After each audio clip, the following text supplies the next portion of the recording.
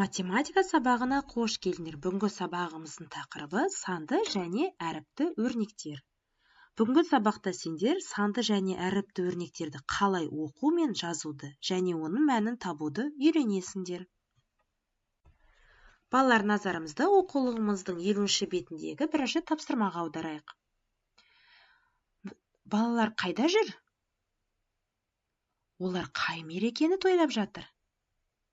Дұрыс айтасыңдар, балалар. Наурыз мерекесін қай күні тойлаймыз? 22-ші наурызда. Жарайсыңдар, балалар. Енді балалар, сурет бойынша өздерің өрнек құрастырыңдар. Бізде домбырашылар бар, бишілер бар, көрермендер бар, ас мәзірлеп жүрген адамдар бар. Соны пайдаланып өрнектер құрастырыңдар. Мысалы, домбырашыларды 3 пен 2-нің қосындысы, бишілер 4 пен 3-тің қосындысы. Сендер дұрыс құрастырдыңдар деп ойлаймын. Сонда балалар, 5 пен 4-тің қосындысы, 40 пен 50-дің қосындысы, 100 пен 20-ның айырмасы санды өрнектер деп аталады. Себебі оның құрамында тек қана сандар бар. Ал егерде өрнектің құрамында әріп болса, санмен қоса, оны біз, балалар, әріпті өрнектер дейміз. Әріпті өрнектерде біз латын әліпбиінің әріптерін қолданамыз. Әріпті өрнектердің мәнін есептеуге болмайды. Неге? Себебі әріп ол сан емес. Оның мәнін табу үшін, балалар, біз әріптің орнына тиісті сандарды қою арқылы ғана мәнін есептей аламыз. Ал әріпті өрнек пен санды өрнектің айырмашылығын түсінгенімізді тексеру үшін дәптеріміздегі 26-шы беттегі бірінші тапсырманы орындаймыз. Ол үшін сендерге жасыл және қызыл қарындаш керек. Әріпті өрнектерді жасыл қарындашпен қоршайсыңдар, санды өрнектерді қызыл қарындашпен қоршайсыңдар. Ол үшін видеоны тоқтатамыз.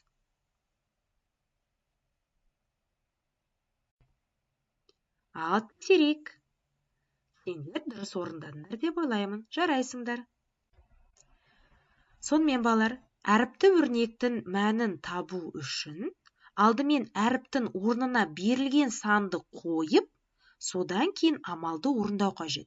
Мұны, балалар, естерінде мұқият сақтап алыңдар. Математика күнделікті өмірде де кездеседі.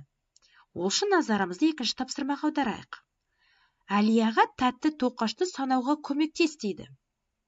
Әріпті өрнектердің мәнін тап. Бірінші тәтті тоқаштар бізге белгісіз, сондықтан біз латын әріпімен амен белгілеп қоямыз. Екінші тәтті тоқаштар 10, сонда бізде а мен 10-ның қосындысы шығады. Енді бұл өрнектің мәнін табу үшін а-ның орнына 40-ты және 50-ді қойып есептеу керек. Яғни а бізде 40 болса, 40 пен 10-ның қосындысы 50-ге тең. Енді келесі өрнекті ауызша өздерің айтыңдар.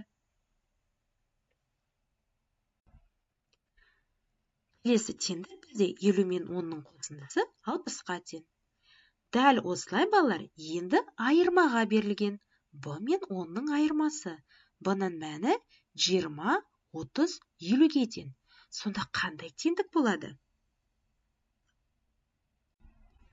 20 мен 10-ның айырмасы 10-ға тең. Келесі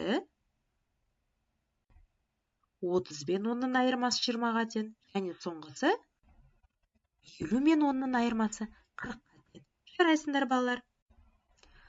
Ал енді түсінгенімізді тексеру үшін дәптеріміздегі екінші тапсырманы орындаймыз.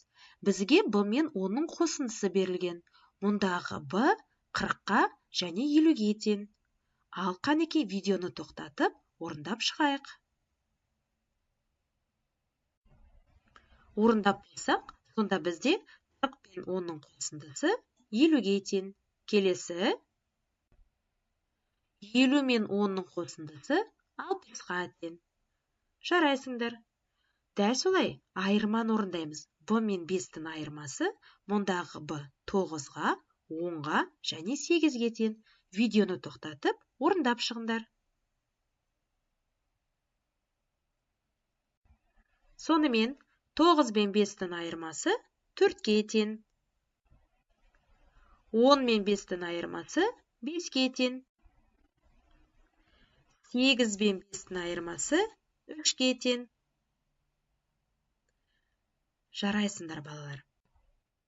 Келесі оқулығымыздың 24-ші бетіндегі 3-ші тапсырманы өздігімізден орындаймыз. Бірінші бағанға қосындыларды, ал екінші бағанға айырмаларды жаз. Олардың мәндерін тап дейді. Ал видеоны тоқтатып, орындап шығыңдар.